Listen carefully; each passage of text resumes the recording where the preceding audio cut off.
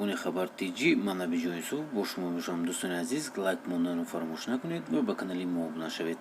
Сарояндаи машҳури Русия Али Газманов дар бораи сафарҳои ҳунарияш ба Тоҷикистон нақл кардааст. ӯ сафари ҳунарияшро дар солҳои 90 ба Тоҷикистон аз хатарноктарин хондааст. Овозхон ёдоварӣ кардааст, чӣ гуна пас аз консерти бузург афсаре ба наздаш омаду гуфтааст, ки ба ҷое мебарад, ки дар интизораш ҳастанд. ман дарк кардам, ки ин мард асабӣ аст ва розӣ шудам. ҳатто дар даст китор ҳам надоштам, нақл мекунад Газманов. овозхонро тӯли 3 соат тариқи роҳҳои тунд ба ҷое бурданд. маро дуздиданд, меафзояд сароянда. ахиран мо ба маконе расидем, ки тирезаҳояш пурра пӯшида буд.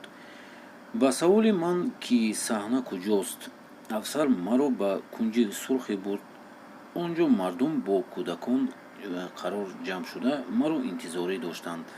ахиран ман ҳамон ҷо 2 соат суруд хондаму рақсидам, нақл мекунад Газманов.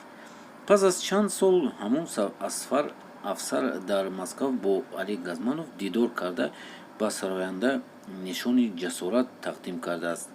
аз он лаҳза Газманов консерташро аз хотир бароварда наметавонад. дӯстони азиз, ин буд видеои имрӯзаи мо. ба шумо раҳмати калон ва албатта дар комментария нависед шумо чӣ фикр доред дар бораи Газманов. солҳои 90 бале бисёр хатарнок буд барои ҳама.